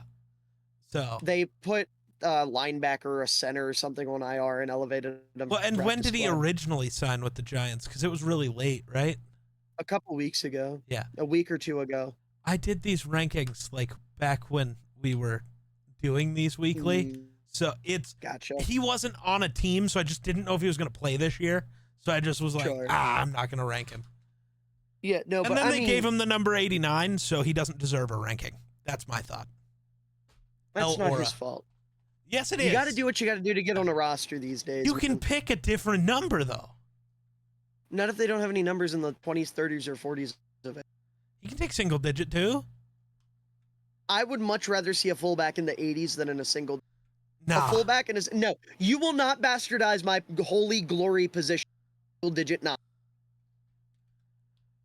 The lowest number a fullback should wear is 20. Nah. Give me a fullback wearing 0. That'd cook. That's not a fullback. That's a fat running back. So a fullback. No. But I mean, in terms of pure lead blocking, there's not sure five guys better than him. Because he's the guy. So this is where it gets weird, because the guys that stand out for different reasons in the top 6. Because I think the top 6 are all considered I don't want to put this. 3 through 6 are the third tier of fullbacks, because the top tier of fullbacks is one guy and the second tier of fullbacks is one guy. I think it's wild that you think Ingold is that much better than CJ, but okay. I do, and I will die on that hill. You're wrong. Do you watch Alec Ingold play football? Yeah. How often? A lot. He makes plays for the Dolphins all the time. I'm just saying, you are giving him the credit not just because of skill. You're giving him the credit of volume. He gets on the field more because of the way Mike McDaniel runs his offense. That's it. I mean, not really. Yeah, really. He is a substantially better blocker than Ham, and that's what And matters Ham to is me. a substantially better receiver. That matters a lot less to me. That is the disconnect here. Yeah, that thing that Ham is either the best or the second best at as a fullback. Doesn't matter. We're going to discount it. Move him down. I'm not saying it doesn't matter. I'm just saying blocking matters. I'd say it's like a 70-30 split. But I think blocking, CJ Ham's not bad at it. No, he's not bad, which is why he's still a top 3 fullback. But that's what I mean. They do different things, obviously. Because Ham is better at the, I don't know how I want to phrase this. I wanted to say he's better at the back part. Ingold's better at the full part. Ingold's a better blocker, but CJ's a better runner and receiver, which can matter. So it's like while I do think blocking is more important, it's not like he's a bad blocker. He's still one of the better ones. He's not in the same tier for sure. Right. But I'm just saying, as a player, saying that they're not in the same tier as a player is wild to me. I think they are. They're just better at different. It's like saying, I'm trying to think of a receiver that I want to put this way. It's like saying Tyreek's not. I don't know how we consider this. See, but that's completely different, though. No, but it's saying that somebody's not in the same tier because their skill set is different, even when they're really good. When that skill set is what the position is used for most today, I think it matters. Obviously not, because CJ Ham's running back 3. Might be RB2 if we're honest. Just because Plessy doesn't know how to construct a roster doesn't mean. Oh, now you're you don't think a fullback's good enough to be RB2 on an NFL team? Listen, you heard it from Miller first, ladies and gentlemen. Shut the fuck up. Okay, let me explain myself here. The best way I can put it is when I'm evaluating modern fullbacks, use check is the mold. How close are they as a player to Kyle Juszczyk? Now, there's exceptions to this. Ricard, Jakob Johnson, completely different play. Yep. Totally different. And that's okay. They're evaluated differently. But Ingold, CJ Ham, Kari Blasingame, a guy like Reggie Gilliam, Hunter Lipke, these are all these more versed players that are not just straight inline block. Yes. When I watch these guys play, and this might just be some hair, you just got to see it, man, type shit. When I watch them play in the league right now, the closest thing to Kyle Juszczyk is Alec Ingold. I want to make a joke so bad, but I'm not gonna. I'm just not I don't even know where. Okay. But it's fine. So I don't know. I get that, but okay. Again, we're doing this thing. Yes, Juszczyk is up here. Ingold's blocking is much closer to Juszczyk's. But Ham's rushing and receiving is also much closer to Juszczyk's. I don't deny that. So and I'm not saying Ham's better. I have Ham at 3 also. I'm just saying, I'm trying to argue that he belongs in the same tier as Ingold. That's my only thing. He belongs in the same tier. I'm arguing over tiers here. I mean, mostly because I don't think Ham's in the same tier as Ricard, who can only do one thing. See, I disagree with that because Ricard is so good at that one thing. But he's so bad at the other two. You're discrediting Ham for this, and you're boosting Ricard, but you're boosting a guy for not being good at half of his job, and you're discrediting a guy for not being perfect at all of his job, which is weird. I'm staying consistent that blocking is what matters most, which is Ricard excels at. Ricard is probably the best blocking fullback. I don't think there's an argument there. In terms of head-up blocking, Juszczyk, I think, is the best blocking fullback because he can block in different ways. Sure. Like, you're not lining up Ricard out wide to block for a bubble screen, or you're not lining him up as... Ricard's the strongest fullback, and if you just want to say, hey, it's 4th and 1 on the goal line, we need yard, somebody kill a linebacker. Absolutely, Ricard is by himself. Sure. But in this modern NFL where there's so much movement, snap, and so many different things going on, that being said, I'm not discrediting Ham as much as I am. Oh, you're cutting out weirdly. I don't know why. Okay, I don't know either. What I'm trying, Jesus, I'm getting passionate. The voice is. Yes, I like it. I can see. Let me put it this way: I don't think putting them in a bad thing, Yeah, or like a bad idea. Ingold is just different. Like I know that just sounds I think so you're like. only seeing that because he gets more volume of plays. And maybe that is the case. Maybe it is, and I'm just not realizing it. But then again, I don't think as a blocker, Ham is doing what Ingold and Juszczyk are capable of doing. Because he's asked in a different way. Ham's asked almost to be Patrick Ricard, not in a lead blocking sense. Most of his blocking reps were purely he's in as the only running back, and he's just playing cleanup and being damn good at it. He's asked to do things differently. I think he doesn't get pass blocker. Yeah. He's the second best pass blocking fullback in football. See, now I'm not understanding how he can't be in the same tier. I think you're just being a hater. I think that's part of it. Being a little biased. If I was being a hater, I'd have Ricard at 3. And we'd actually be fighting. Because listen, the popular take is Ricard 2.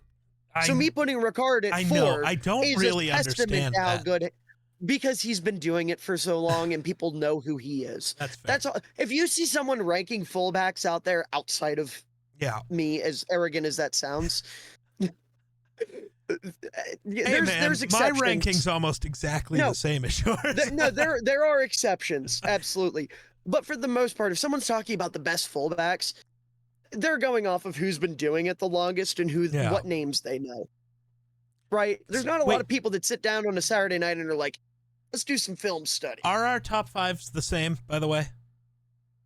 I've got Kari 5, Ricard 4, CJ 3, Ingold 2, Juszczyk 1. Yeah, we're exactly the same. Yeah. And Kari. So, and our 10 through 5 was the same also, just like single switches. Mismatched. You also didn't rank Jakob. Oh, yeah, Jakob. That was the other thing. Yep. So, I don't know, because I still stand by, I think Ingold's a little bit above. I think he's the better fullback, but I think I'm just arguing the tier of it.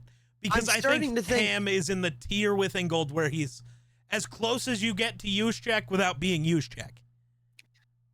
I'll put it to you this way. I think if we want to go that route, because I think if Ham's in that tier, then Ricard and Kari are as well. I don't think Ricard is. I know you don't like Ricard. No, and it's not about not liking him. It's just when we're using Juszczyk as the goalpost, Ricard cannot do more than half of that job. Now, blocking's the most important. I understand that. But because you cannot do the other parts, you're out. Okay. So by that logic, Ricard's not one of the 6 or 7 best fullbacks in the game. And that's where, that's my point. That makes it funky. But it's, again, I'm just talking about the tier list. Because you're saying, because even you said that Kari's weird. I don't know what to do with Kari. I don't think so. I love Kari. But Kari's weird. Why is he weird? Because when we're talking about the tier thing. Mm-hmm. And maybe I'm just wrong and you can correct me and that's okay. What does Kari do better than CJ? That's my entire argument here is CJ is better than Ingold at something. I think as a run blocker, Kari's better. But CJ's better as a pass catcher and a pass blocker. Right. And as a pure runner. I will say. CJ was a running back. Like that's, let me put it this way. As a utility player, like as a handler of the football. Yeah. But on the flip side, the other underrated aspect that we haven't talked about that is where Kari, I think stands above everybody except for Juszczyk. Special teams. That matters a lot for modern fullbacks. And Kari's one of the best special teamers, period, in the league. I don't even think CJ plays special teams. Some of them don't. Ricard doesn't play special teams. But like guys like Kari and Keith Smith's always been a really good special teamer. Reggie Gilliam gets a lot of big special team snaps. Obviously, Juszczyk contributes because Juszczyk just goes where Shanahan tells him. Like, I think in terms of run blocking and on special teams, he's better than CJ, but CJ's better as a pass blocker and as a handler of the football. But even then, I think if we want to make the argument with CJ being used weird with Ingold, Yeah. I think there's also a conversation to be had with Kari in that regard. Sure. Because he's shown when you put the ball in his hands, he's the fastest fullback in the league. Is he? Yes. Hold on. Now I'm pretty sure. If I'm did not they mistaken, run 40s? Yeah, Kari would have ran a 40 because he came out as a tailback. Right. So did CJ. That's all I'm basing this off of. I'm pretty sure Kari ran a faster 40. I'm looking. Okay. Kari ran a 4.55. God damn. Yeah. And CJ ran a 4.62. Mm-hmm. Okay. Yeah. Close, So but if yeah. you- Sorry. If you put the ball in Kari's hands, he does Sure. stuff with it. He just never gets it in his hands because with Getsy, it was always, hey, the offensive line's really bad. Kari, go do something. Help. It's kind he's of like, similar with okay. CJ. He Right, and basically that's- only exists to block or to catch. That's why I'm really excited about Shane Yep. Waldron wanting to use Kari. Because now we have an offensive line and we have all these skill position players. Kari is now tight end 4. He's probably going to take some reps at tight end 3 to like give Mercedes Lewis a chance to not die because he's 70. Yeah. He is fullback 1. He's a special teamer. He'll probably get some tailback reps out of like split backfield looks. Like this, he has an opportunity to actually get the ball in his hands. And like last year when the Bears, all their running backs got hurt against Washington, Kari looked good running the ball between the tackles. He was decisive. He had good vision. He So lowered is his that shoulder the and ran argument for why hard. Kari's lower and not in that same tier is because he's never had the chance to show it at all? No, I think he's in the same tier just because of everything else. As Ingold and, well, in this world, If as we're, Ingold if and we're Ham. going with Ingold and Hammer in the same tier, Ricard is the one where I'm confused. Ricard Ricard's is the exception confusing. to the rule. Yeah, kinda. I mean, yeah, because I mean, you're looking at the modern fullback. It's this very Yeah. of everything, and then you have a 300-pound dude who just kills Yeah. everybody. And yeah, it's confusing, but like he's so good at that Yeah. one thing that you can't ignore him. You can't Right. discredit him. You can't say, well, Okay, new question. Reggie Gilliam catches the ball better, so he's better. New Like, question. it's okay. Do we piss the world off more? Why? Does Ricard move to 5 and Kari move to 4? I think that's pushing it. Is it? As Kari Blassingame's biggest fan, I think that's pushing it. Is it? Because Kari's better at everything that's not that. It's tough, right? I fear agreeing with you because that feels sacrilegious. Hey, man, I'm still a ball knower. Right. But you make a good point. And also, I'd like to mention, out of these guys, Yeah. Kari has another feat that none of them have. I'm pretty sure. Let me double check on Ricard, but I know Juszczyk hasn't done it, I know Ingold hasn't done it, and I know Ham hasn't done Done what? it. You will see. Let me double check Do I? here. You will see. So Ricard has Blocked been for a playing... 2,000-yard rusher? That's what I'm going with, yes. Yeah. Yeah, you're right. CJ hasn't done that. Mhm.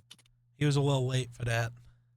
I mean, Ricard could change that this year if he hasn't done it yet.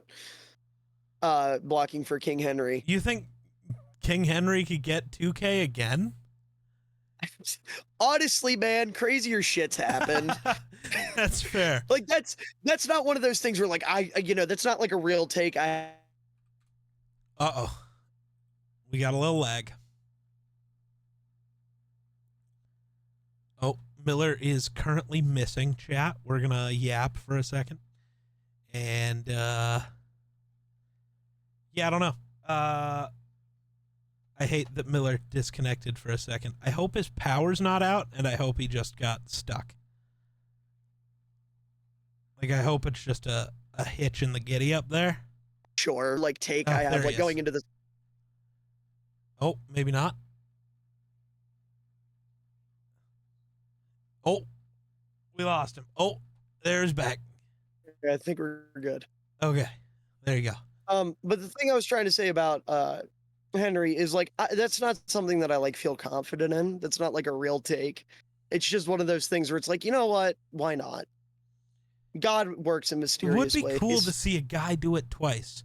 I just don't want to, because then you're gonna have idiots trying to argue that Derrick Henry's better than Adrian Peterson, and I can't stand for it. Yeah, Ricard hasn't done it, so Kari's the only one of the group to have blocked for a 2,000-yard rusher. Well, I think C.J. Ham blocked for Adrian Peterson once, just not in that year. You know what I mean? As the main lead fullback, because out of the top guys, honestly, Jakob hasn't done it. Although he has come relatively close. No. With how many did Jacobs have when he led the league in yards? 16. 16 ain't too far off. It is, and I refuse to give Josh Jacobs credit because I was yelling Fair. about him yesterday. No, I stand by that. No, Was because Jakob heavy lifting? Yeah, well, I stand by. It's insane that he's getting paid more than Saquon when he's never been a good running back. He had 1 year where he needed 100 more carries than anyone else in the league to lead the league in rushing. He's not that guy, and I hate that people think he's like a top 10 back. He's not. Me and Steven were arguing about this because I said, would you really rather have him and Marshawn Lloyd than the opposite world you could have done was just keep Aaron Jones and draft Braylon Allen? Would have been so much better. Oh my God. Right. So. Hey, buddy, bad Vikings fan. CJ Ham joined in 2017. No, Adrian Peterson's last season with the Vikings was 2016. I'm sorry, Sorry, my that was timeline's unnecessarily off. What the fuck? rude. I'm sorry, my timeline was literally a year off. They missed each other by 3 months. The point still stands. Kari Blasingame the only one of the group to block for a 2,000-yard rusher, and he's the only one to like be the lead fullback that year. I think that's a fair question for a lot of teams. Somebody on r/Minnesota Vikings, because I just looked up CJ Ham and this popped up, because it was a post today that's kind of trending. And it's just, is CJ Ham the last true fullback the Vikings will ever have? I think that becomes a question when you look at each NFL team. Is Juszczyk the last true fullback the Niners will ever have? Define true. A guy that is pure, like, to me, a guy who isn't like, you know, a tight end converted or a running back converted is fine. Converted. Is he really?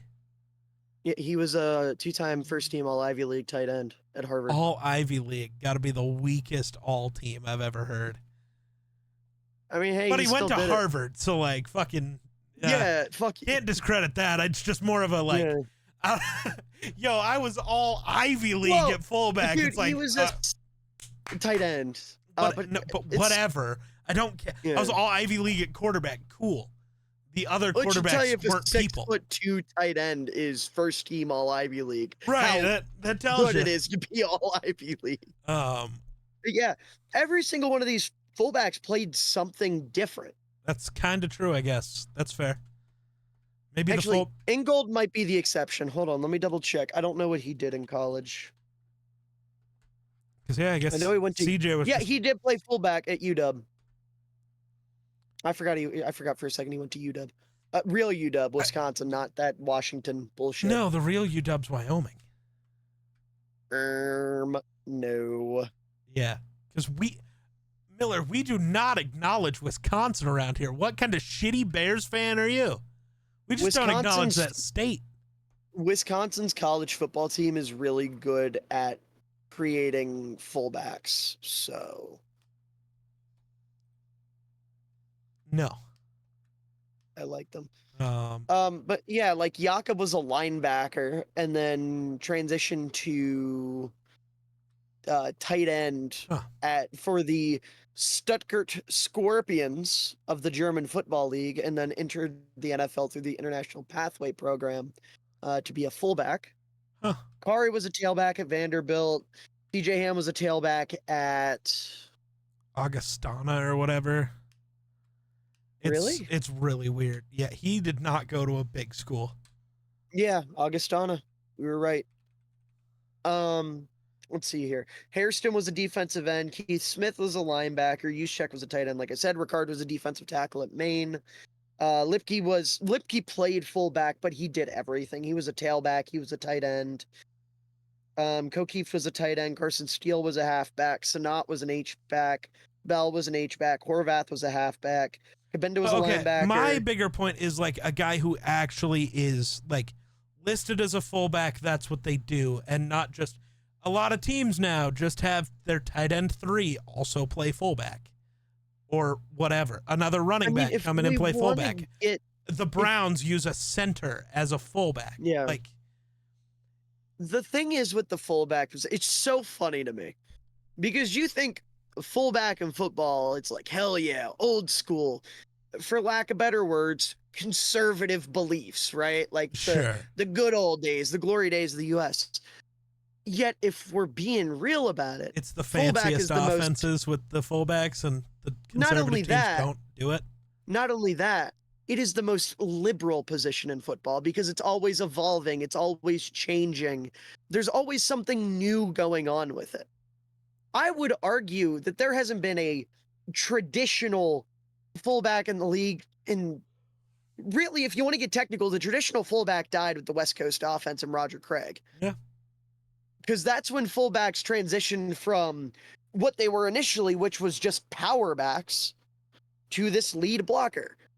And then that changed over time, and you get into the early 2000s, and you still have those types. You get into the late 2000s. You start to get more of these hybrid runner blocker types. Think of Mike Tolbert, a Marcel Reese.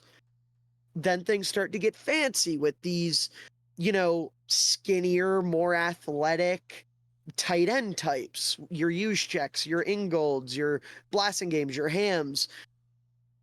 It's a position that's always going to exist, even if it goes by different names. Yeah. Because it's gone by fullback, it's gone by running back, it's gone by H-back, tight end, all sorts of different stuff. But fullback to me is less a designation and more a state of mind, a vibe, if you will. Some guy, like a fullback is not created, they are born. There's guys out there that just have this way about them, this team first mentality, this, hey, listen, I want to be out there doing everything I can to make sure the guy behind me, the guy in front of me, the guy across from me, the guy next to me, whatever, stays clean and gets shit done.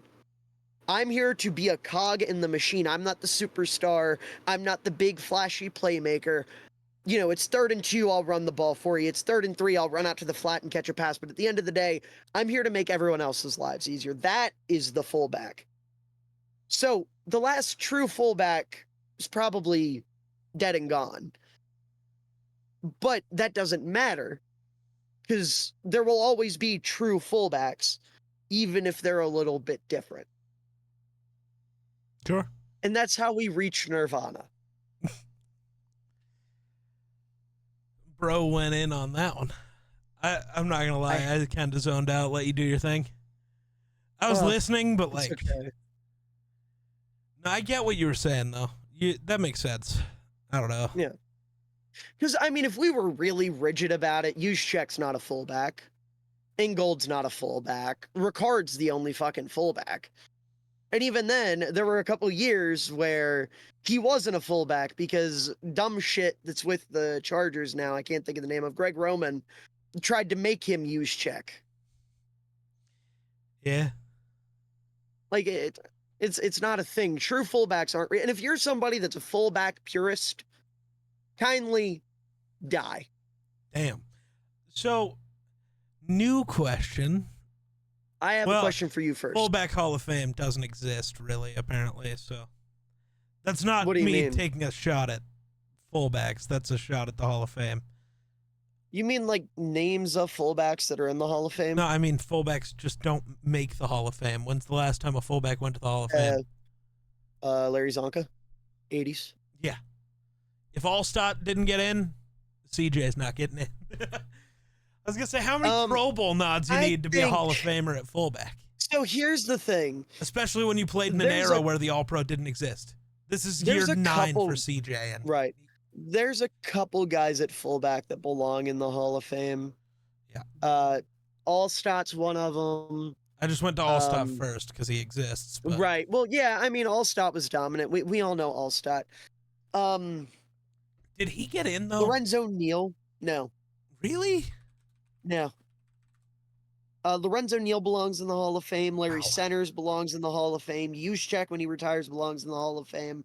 I know we just spent time debating his status now, but Ricard's a Hall of Famer. Should be, if by my standards, he should be. I would argue. I'm trying to think. Jerome Felton. I think, honestly, if you block for a 2,000-yard rusher, you should get in. Daryl Johnston should get in. Yeah. I like that as a thing, especially when you're a pure, like, blocking fullback. Like, that should be your thing. Yeah. And Vontae Leach should get in the Hall of Fame. Yeah. Marcel Reese? That's right. I'd have to think about what's it called? Reese. Yeah, his longevity, because I loved Marcel Reese growing up, but I've never sat down and like actually looked at his career. He played from 2009 to 2016. Yeah, see, that's hard. He was one of the last All-Pros. Yeah, but he was second team. Who got first? A different guy. Probably Tolbert. He got a lot. It was Tolbert.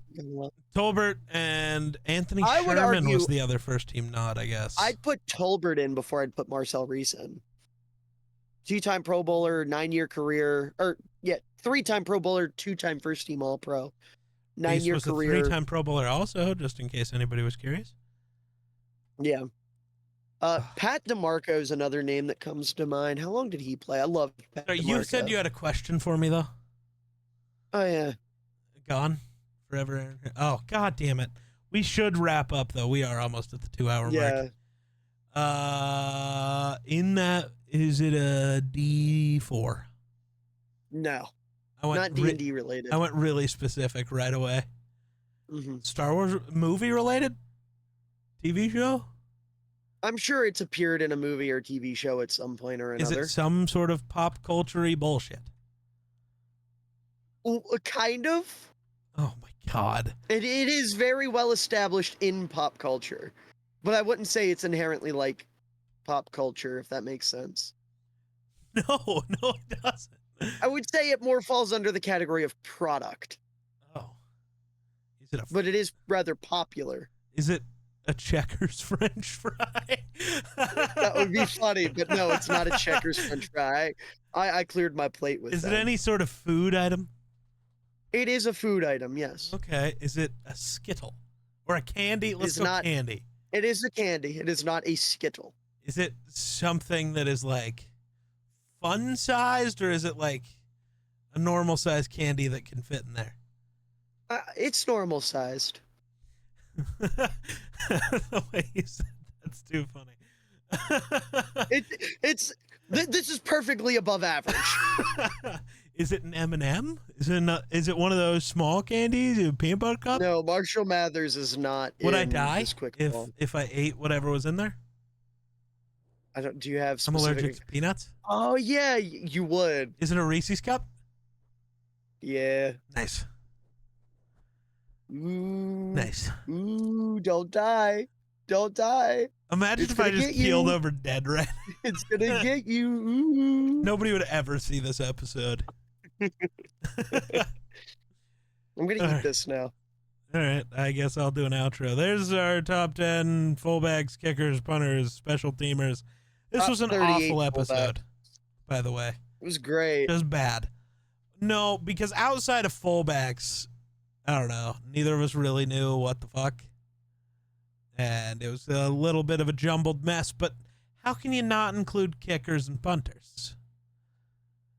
Kicker might be the most important position on your team. Nobody cares if you have a bad one, but it'll ruin your season. Or nobody cares if you have a good one, but it'll ruin your season if you have a bad one. It's true. What are you laughing about? Sorry. I just saw a tweet. And someone tweeted about John F. Kennedy and Lyndon B. Johnson and just said JFK and LBJ. And someone replied and said, "What the fuck's LeBron got to do with the Kennedys?" Yeah.